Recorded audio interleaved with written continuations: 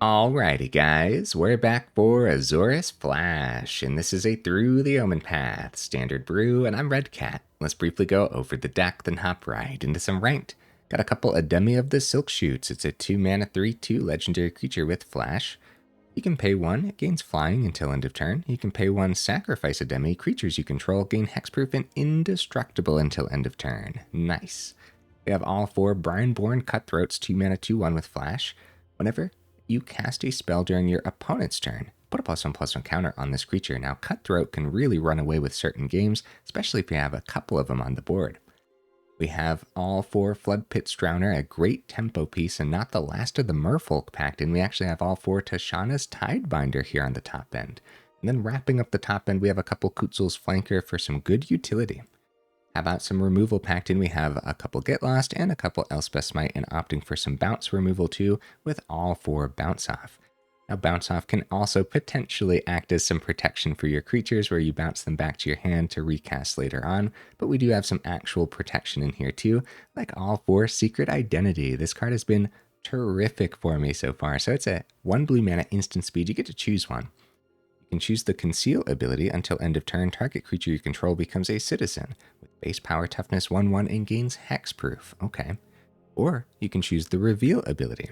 Until end of turn, target creature you control becomes a hero with base power toughness 3/4 and gains flying and vigilance. Holy cow, yeah. Just having the option to choose between these two is fantastic. So we have some counter spells packed in. We have all 4 No More Lives, ought to do the thing nicely, and all 4 Phantom Interference too. Oh, Spectacular Tactics also acting as some protection and potentially some removal if you choose that bottom ability. Over in the mana base, we have all 4 Starting Town, all 4 Multiversal Passage, all 4 Floodfarm Verge, got a Restless Anchorage packed in there, and heavily leaning towards the islands because that's what the deck list is leaning towards. That's a grand total of 23 mana, which ought to be fine and dandy in this one. No honorable mentions today, guys. What at the very least should have made the cut as an honorable mention? Let me know down in the comments. Either way, I do my dandiest to save the more in-depth discussion for the end of the video, so look forward to that. In the meantime, let's go ahead, take this into some ranked, see how we do.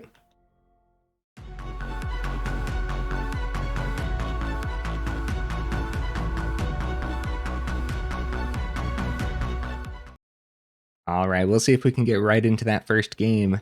Heck yeah, we do. What am I expecting from the build? I'm expecting a lot, dude. If it's anything like my test games, I think it's going to be pretty good, man. But we'll see, we'll see. Ooh, 4 mana in the opener and a 23 mana deck list. If we don't see mana for the rest of the game, we'll be fine. You know, there's going to be some games where you want to see your 5th, though. Okay, yeah, we'll give this a shot. That's a lot of mana, though. But it might also be a little bit of a weird mulligan, right? Can't really decide here. So we don't have to keep Bounce Off open for turn 1. We can get the Multiversal Passage down, not get punished for it. There we go. And then we can get the Floodfarm Verge down successfully, and that does already power up thanks to the Multiversal Passage. Dimir, Guildgate. Alright, there's our 5th mana, don't need any more. For the rest of the game. Oh dear. Yeah, hopefully I don't regret keeping a 4 mana hand, huh? And also, like, we could make the argument for 22 mana in a deck list like this, but I don't know. I feel like it's actually going to be, like, there's going to be a lot to keep open all the time. Okay, so Seal's a problem. I think, which one? Do we tap it with the Flood Pits? Or do we just go Ademi? I think it's Ademi. Remember, we can fly in with that while still keeping 2 mana open. Okay, the 6th mana off the top, guys. Oh, dear. Okay. Okay, we're fine. We're totally fine. Let's start doing the tempo thing, get a swing, and of course, keep the rest open, right? Now, if it's Kaito for the turn, See if it's an untapped third, because their first 2 mana, it is going to be the untapped third. It's actually just going to be Preacher of the Schism before combat, which gives us enough information. We can let the Cecile through. If they wouldn't have tapped down, we would have been afraid of a Kaito, which of course, pretty hard to get rid of. So there's a potential that we would have bounced off the Cecile. Although I probably would have been greedy about it, honestly, so. Okay, 2 comes through. Get the Floodpits Drowner down. And tap that Preacher of the Schism down. Got a great swing, get him down to 10. Have the bounce off ready for the Cecile. We find a No More Lies, which is very powerful here. As long as we don't see that ninjutsu on the Kaito, right? I forget exactly how ninjutsu reads, but I don't think it's a cast. I don't think you can counter ninjutsu unless there's like a special wording on the counterspell. I'm kind of blanking on that right now. Right, we can get a full swing. We could banish the Preacher of the Schism, but I'd rather keep this this tempo lineup that we got going here.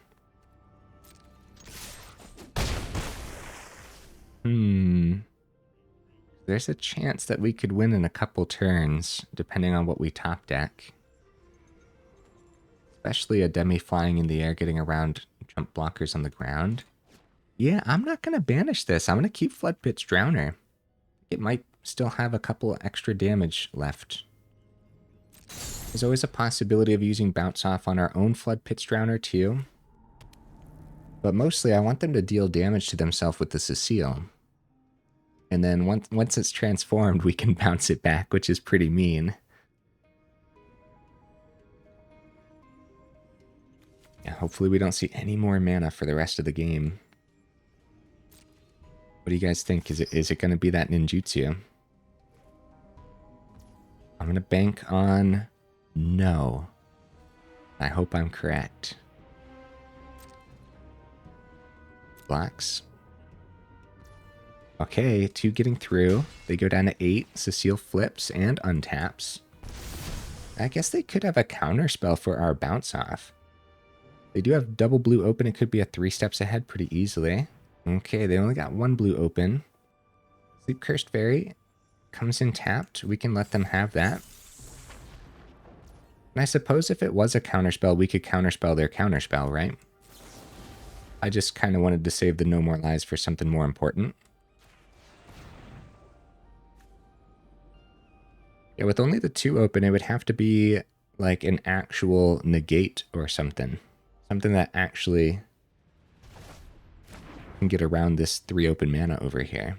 And then at that point, we probably would go No More Lies, because they're at 8. We got 5 on the board. Okay, a second Ademi is actually pretty good, right? I don't mind seeing that at all, because now if they find removal for the first... Yeah, pretty good. Let's get this 5 through. Definitely doing the tempo thing this game. Even with the Flood, right? Top 11 cards. Floodpits Drowner, not the Ademi. I'm definitely afraid of their next turn, but I do want to say victory in 2. So I'm going to counter it, and I hope that's okay. If I had another counter spell in hand, I'd be a little bit more confident about that. Right, let's see it, let's see it. Now, if they find removal for the first Ademi, we have the second one to come down. The goal here, of course, is to fly in the air with the Ademi, get the last 3 through. Rule Clause Heist. Oh no, that's not good. Yeah, the legendary rule on the Ademi definitely holding us back here. In other words, we would just play this flash creature. Now... Oh, they are gifting us a card too. Oh, Tidebinder's not bad. That's probably what they end up grabbing here. No, they take the Ademi, that way they can block the flyer. That makes more sense. I think I would have messed up with that Cruel Claws Heist. Had I been playing the opponent's deck list, I would have been like, ooh, Tidebinder. Oh, wait a minute, wait a minute. When it enters counter up to 1 target activated or triggered ability. I guess Ademi's ability's activated, so they could have countered that too. They're not even planning on playing it anyways. They go Bitter Triumph, and they have to discard here. They got 1 mana open. Yeah, so we're going to have trouble getting by their ground flyers, huh? Okay. There's no actual reason to activate the Ademi's ability. We'd rather just go Tidebinder for the turn. Oh yeah, we're going to have a problem getting by these blockers on the ground now. Also, I'm using my 1-timer. Do we still play it? Or do we wait for... I guess they could attack with the Preacher of the Schism, but I don't think they do. Because they're at 3. That was a great turn for the opponent, man. Completely spoiled our plan. Like, double Ademi, it felt like, oh, well, they get rid of the first one, we play the second one, we still fly in anyways. But no, everything worked out really nicely for them. Okay. Can always shuffle the Sleep Cursed Fairy back into the build. I think since they have perfect blockers on the ground, we probably save the Tidebinder and see what we can get done here. We do find more mana, unfortunately, guys, but we'll hide that. Or might have to counter the Cecile's ability so it doesn't flip. We go down to 14 here. Yeah, this was anyone's game for sure. Hopefully I played it out well enough for you guys too. That was just a beautiful turn for the opponent with the Cruel Claws Heist. Feeling like a criminally underplayed card. We just recently played a deck list with Cruel Claws Heist too, and it was fantastic. So here comes the Ademi. Wookie dokies. Hey, that's my card, opponent. Yeah, we're gonna have a rough time getting by this. If we counted the Cecile's ability, then, you know, then they won't take that damage too. Gotta find more tempo, not more land. And counter the Preacher of the Schism's ability. That's just really good, right? But countering the Ademi could be good too. You know, we're not really banking on other flyers now anyways, so... yeah, let's get Tidebinder down. I mean, we saved it for a reason, and this is a fantastic reason. We take the 2 gladly as we keep the 2 creatures here, and then the hope. I don't know. I don't know what the hope is. I guess any of our secret identities could end this, because they're going to have flying with the Ademi. Dude, this is tough, huh? We do have the double block into the Preacher of the Schism, but we'd still lose the Tidebinder then. Ooh, Bounce Off is pretty good because it's to its owner's hand. We can get Ademi back to our hand now. Force a block into the Tidebinder. Play the Ademi at their end step. Try to fly in then. Sleep Cursed Fairy is going to be able to untap, though. We could banish the Sleep... I'm sorry, opponent. Dude, I'm thinking, buddy. Some tough decisions over here, for real. Let's get the... no, I'll save the starting town, because they don't know what it is. I'm pondering. Please forgive. Let's do... Bounce off the Ademi now. Force the block into the seal. If we go Floodpits Drowner, target the Sleep Cursed Fairy, they're just going to activate the untapped creature ability, loses the stun counter, and then this says shuffle this creature, target creature with stun counter. I guess the target would fizzle. Opponent, you monster! My Ademi, no! And there goes the counter there. So we still have a full swing if we want to get him down to 1. The Cecile will just never be able to swing again. Oh man. You know what? I think we're in danger, guys. I do. Opponent? Opponent? I'll take the victory, dude. Holy cow. What on earth? Right. So I mean, I am missing something. Cecile, guys. Whenever Cecile deals damage, you lose that much life, regardless of damage to the opponent. Oh, hey. I was gonna full swing anyways, but I definitely overlooked that. So every time, so usually, oh man. Oh man, so yeah, we had that lethal damage on the board. Thank goodness, huh? Yeah, I thought that was a weird concede. So I at that point then I knew I was missing something. Yeah, Cecile is not just damage to like the opponent or something. That's something to keep an eye on. I don't know if I've been playing around that card properly in the past, guys. Uh-oh. Uh-oh. 4 mana in this hand as well. It worked out last game. Let's give it a shot, huh? We do have turn 1 Multiversal Passage on white without any issues here. Okay, No More Lies is fantastic.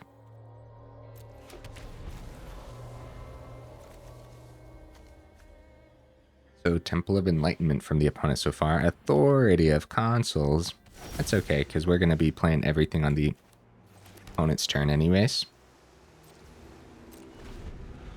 Secret Identity, very nice.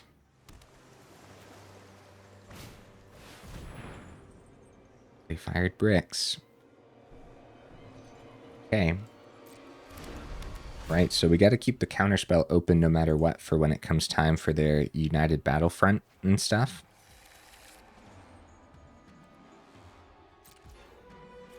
Come on down, Ademi. They're up to 23. You find more mana, but like this is not the flood of the last game by any means. We can successfully get another island down. Have No More Lies open with the Secret Identity, or if we don't use the No More Lies, with the Floodpits Drowner too, potentially. Down to 20 for the opponent.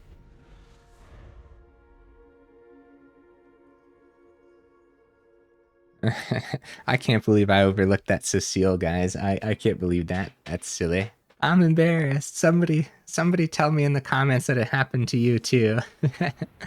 Spring-loaded Saw Blades is like fine. It isn't ETB. We could try the Tidebinder. They only got 2 mana open after the fact, right? We could protect with Secret Identity. I think Tidebinder would be a fun one here, actually. Let's see if it lands. Well, it gets on the board. Also, Tidebinder hitting the Authority would have been pretty cool too, but they fired bricks number 2. But no, saving the Ademi's a little better, I would say. They're back up to 23. Ooh, Cutthroat. Very nice, guys. We still don't need the second white source on the board, so we don't have to pay for the passage. Let's get the island down. Beautiful hand, dude. Wow. See what the opponent has for us. 5th mana. Wow. Pinnacle Star Cage. Only hits the Ademi. We could go Cutthroat, No More Lies. We could just let the Ademi die, I suppose. Let's see about that. Let's see about that No More Lies, right? Wasn't a spell pierce or anything. That's great news. I guess they actually could have had like a full counter there too. They got 9 on the board, potentially winning in 2 swings. They go Authority. Now I say potentially because Pinnacle Star Cage number 2 would be all too easy for the opponent. All right. Down to 9. Got 3 blue sources on the board. Keep everything open.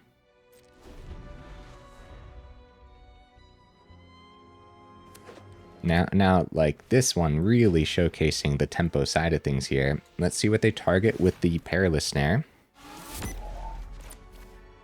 All right. Conceal the Ademi for the turn. Cutthroat gets the boost.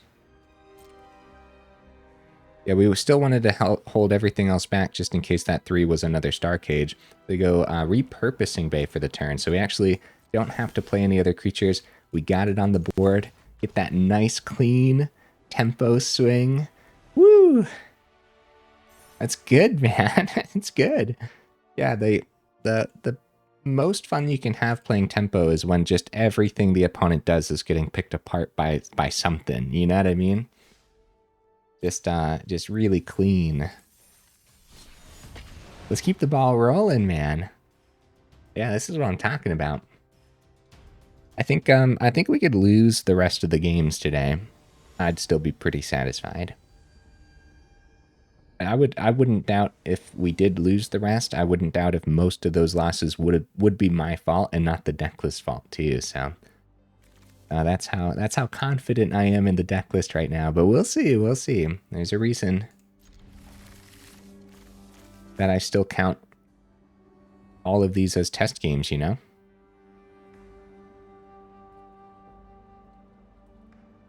This is not a bad hand by any means. We are going to want an additional blue source at some point in this game, but we can't complain about this. It would be a really weird mulligan. Going first is fantastic too. Up against a mountain probably means Cutthroat doesn't survive next turn unless they tap out. If they do tap out, then that'll be fantastic for us. Hey, there's the other blue source. Get that down. Pass it on back. So if they got like a Burst Lightning in mono red right now, it's actually pretty good to be patient with the Burst Lightnings. Thanks to all the extra prowess or like the extra slick shot show off damage and everything. And that's exactly what the opponent decides to do. But then also it's important to be patient with those Burst Lightnings too, because they're acting as removal. So that is a pretty good counter spell. However, I'm going to try to be patient, and we're going to try the tempo thing with the Cutthroat, since it's been working out so well. Yeah, I mean, that's a really good counter spell, though. That's okay, that's okay. Yeah, let's stick to it. We also have, like, Floodpits Drowner over the Cutthroat, but I'm okay to take the 2 here. The Drowner wants to tap down the Screaming Nemesis, and the Bounce Off wants to hit the Nemesis too. And the No More Lies wants to hit the... Everything in hand wants to deal with Nemesis. Alright, Bounce Off, Secret Identity open with everything else in hand. Beautiful, man. Man, we go for the swing. I don't plan on blocking, I plan on keeping up pace with mono red.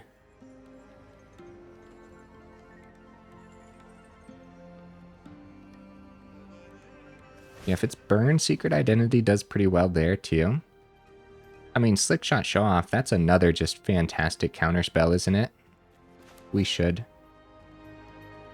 I mean, Floodpits Drowner, though, you know, I mean, that does the thing, too. Okay, hold on now. If they don't have a mountain on the swing, Floodpits Drowner blocking the Challenger and keeping the Show Off tapped down next turn is actually pretty good too, right? But okay, never mind. I'll tap down the Show Off now, and if they do want to swing into the Drowner, then we accept that trade all day. Yeah, I'll take the trade over using the Secret Identity and stuff, right? I think so.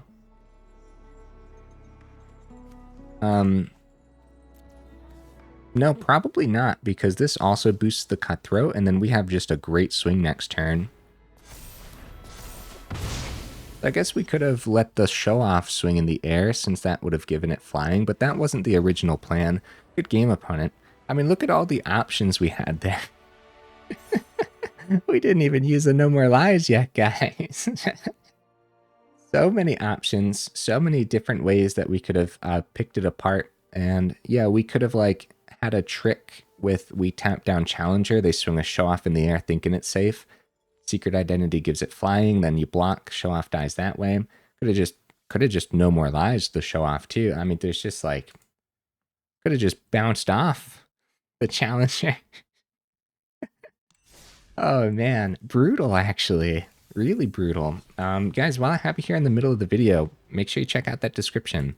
You have that Discord link and that Patreon link if you're interested in joining either of those up or supporting the channel that way. Guys, if you liked the video, make sure you actually drop it a like, and if you enjoy the channel, then consider subscribing because it really does help out the channel. So thank you guys. Let's get one or two more games in. If we win here, we'll just call it there, end on a high note. If we lose and it's a fast one, we'll squeeze an extra one in and then win or loss. It's like I said, I'm pretty satisfied. We really showcased something here with the tempo side of things. The risk of sounding like a broken record, right? So we don't need to keep the bounce off open. We're going to go ahead and play this out as blue. Enters tapped. Mountain. Oh, mono red revenge. Maybe. Challenger. Mono red revenge. Let's see it, mono red. No more lies is just incredible. Holy cow, man. Drawing really well overall. And there's almost going to be like no turns where we play stuff out on our turn, right? So pretty much always passing it back. Third mana this time round. Gonna be Burnout Bastronaut. Nice.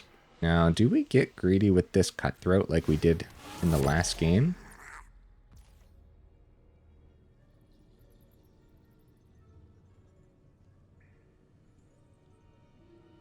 We can, they swing, they got two open. The Prowess gets around the Drowner pretty effectively.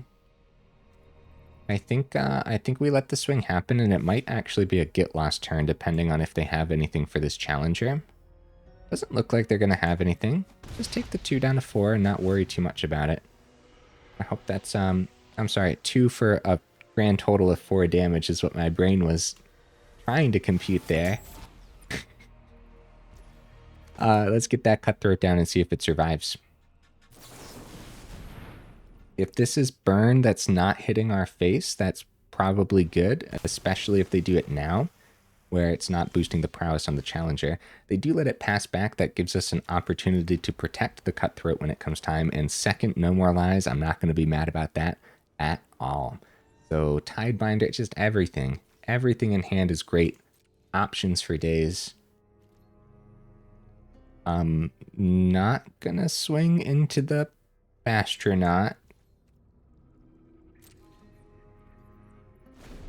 because that would be a terrible swing and we'd be forced to use a get lost, right? If this was like a known deck list and like we're known to have extra boosts and stuff, then maybe there would be a chance.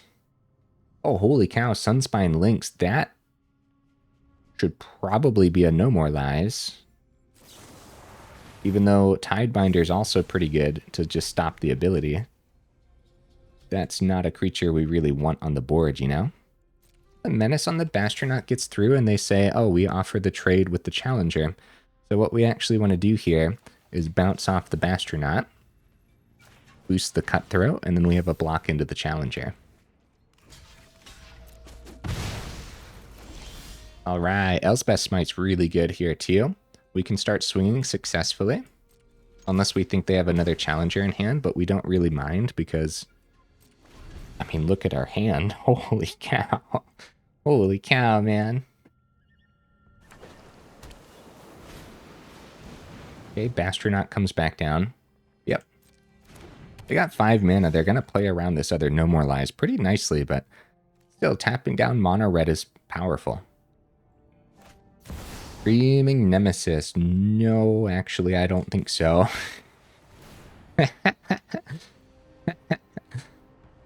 Oh, man. Boost the Cutthroat. Still have the Elspeth Smite open. Unfortunately, the Bastronaut doesn't have haste, so we won't be doing that this turn. We probably swing, see if they accept the block. Because then we can save the other removal spells for, I guess, better targets, right? They take it down to 11. We might tap down the Bastronaut, but we want to save that for the other Screaming Nemesis too if they got it. Or the Soulstone Sanctuary for that matter. It's a good one to tap down since it has Vigilance, but honestly, Get Lost on the Sanctuary. Probably just a little better. Maybe it isn't. Maybe it isn't, because we get a bigger swing with the Floodpits Drowner on the board. Tap the Sanctuary down.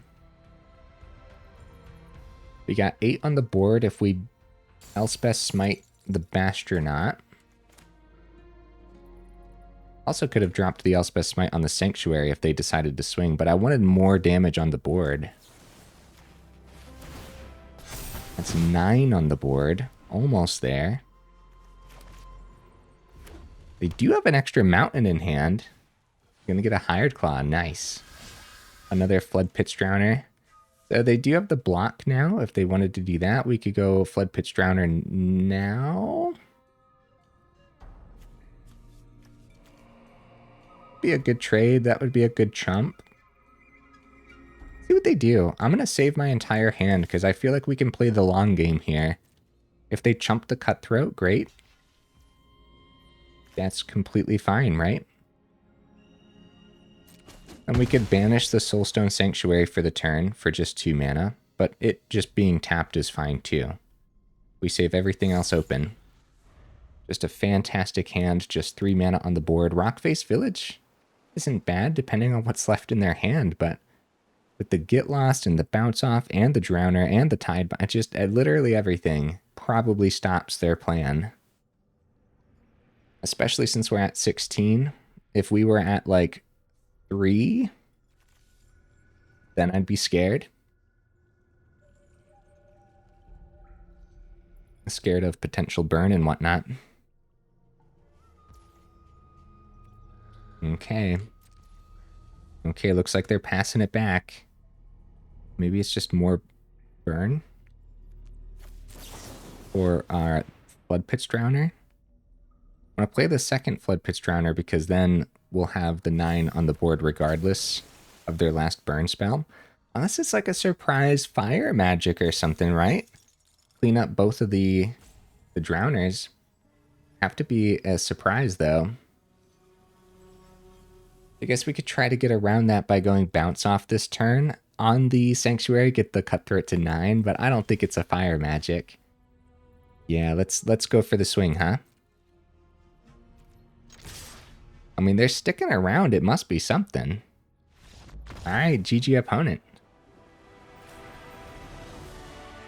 I mean, wow, guys. Yeah, let's end on a high note, huh? I'm a little speechless. I was expecting a lot from the deck list, and it actually pulled through. And it felt good. And the decisions weren't too bad overall, right? It wasn't a terribly difficult deck list to pull off. Let's do an end of video pack here, guys. Let's see what we pull. Ooh, it's a mythic. Ooh, a Kren. I think that's actually my 4th one. I don't know what deck lists want all 4, but that's fine. Azorius Flash, yeah. Yeah, that is my 4th Kren. Well, you never know. It could be like a main build around in a Naya build or something, so. Here's the deck list again, guys. I liked this a lot. Oh, man. It felt great. In the test games, it felt great too, guys, before actually recording. Solid stuff. We didn't see Phantom Interference do anything. This could be your counterspell of choice for sure, but I do like Phantom Interference. It's great tempo because later on it could always come out as a 4-drop 2/2 flyer, which is actually really good because the longer the game goes on, the more the opponent can actually pay the 2 on this or pay the 3 on No More Lies. But 3 on No More... the 3 on No More Lies is... like, you wouldn't expect the jump from spending 2 mana to 3 mana to be so extreme, but it really is. No More Lies is just literally one of the best counterspells in Standard. All 4 of them in here make a lot of sense, and you just keep it open with all of your flash creatures. You don't counter something, you drop a creature instead. Ademi was great today. Flanker could probably be a 1-of utility spell on the top, and you could go up something else based on the meta that you're seeing, right? But then the meta that you're seeing might really want Flanker, and maybe you need to exile the opponent's grave more often. There's a lot of things, a lot of different styles of reanimation. Sure, we don't see Yuna as often nowadays, but it still pops up from time to time. We still see Vel'Gavoth deck lists from time to time. I'd say the one that cares about the graveyard the most, that we're seeing the most right now, at least me, right, is Izzet. And that's Izzet Vivi, of course. You want to exile the Vivi before they pick it up with a Cauldron. So Flanker will definitely help in that regard. I'm definitely keeping the 2-of. I'm not changing anything in this deck list at all. It just performed fantastic. The Restless Anchorage could also potentially be dropped just in favor of more untapped sources when you actually need them. Now, the mana base, funny enough, like, when you're looking at all these, it's like, do we really need all these dual land or mana fixing land? Yeah, probably, because there's going to be so many games where there's like a turn 3 and you need a white source open, a blue source open, and an extra blue source open. And so if you got 2 white sources and a blue, it might ruin your entire turn, where you can't do a No More Lies and also keep a secret identity open to protect your Tidebinder or something or whatever, right? So, or keeping a bounce off open at the same time too. Or there's going to be some games where, yeah, you like the mana fixing on Starting Town matters too, where you need double white open with an Elspeth Smite and the No More Lies. And it doesn't have to be No More Lies, but yes, that is one of the pinnacle cards that tells us the mana base is a little greedy. So it's actually not a little greedy by having all these extra dual lands in here, right? I suppose they could be your dual land of choice.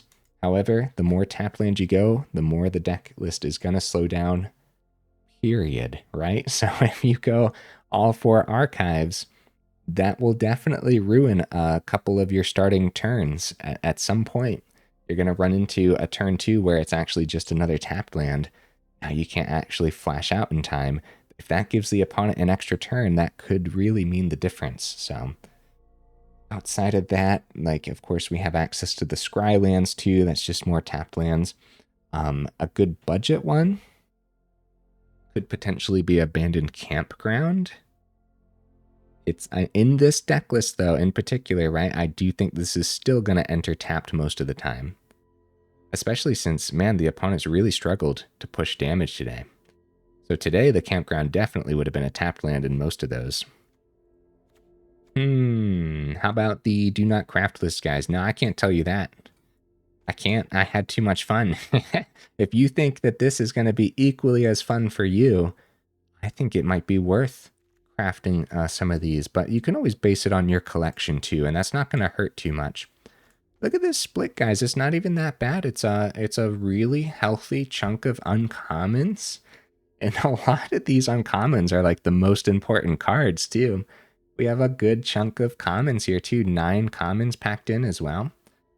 Here's the rares. Ademi, Get Lost. I mean, come on, dude. Get Lost is probably worth the craft after all this time if you play white, of course. Kutzil's Flanker could potentially be one that's not worth the craft. And Tidebinder could potentially be like a 2-of. You could probably opt for other flash creatures if you are basing it off of your collection, right? Tidebinder's great. Really powerful and underplayed ability. But if you have to craft it, maybe it's not actually worth the craft, right? Like we have Spectral Sailor. That's not a terrible 1-drop to squeeze in here, and that is an uncommon. Yeah, base it on your collection. Find another flash creature in your collection if you don't have like Tidebinder or Flanker. Malcolm isn't a terrible flash creature by any means if you got like one of those in your collection chilling.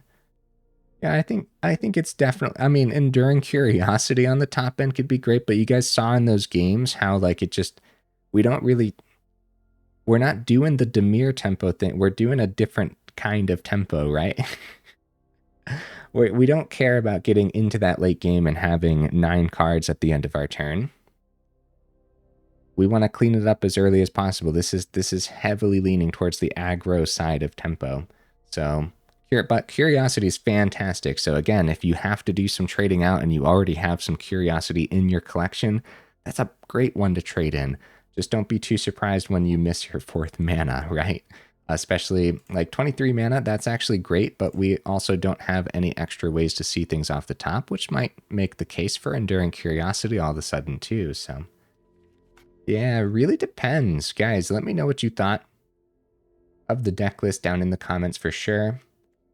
Just so much fun for me. We do have like Resolute Reinforcements with Flash. That's only an uncommon. And then like, I guess Sun Pearl and stuff if you want to go that route a little bit. Holy cow, right? That's a great budget top end trade in, right? It's definitely way jankier than something like the Kutzil's Flanker and the Tidebinder, but it's only a common, so it could be a fun one to try maybe. Oh, Werewolf Bodyguard. Yeah. That's a rare, so, but if you already had a couple of these just chilling in your collection, that could be a great trade in too. So a lot of just awesome trade-ins, guys. I say give this one a shot if it looks like fun. Do some trading in based on your collection, or maybe you already have all the cards. If you already have all of them, definitely put it together. Then get back to me. Let me know if you like the split of everything in here, because I really like the split. All right, guys, enough rambling, huh? Yeah, if you made it this far in, y'all are champions for real. I super duper appreciate you, and I will see you in the next video.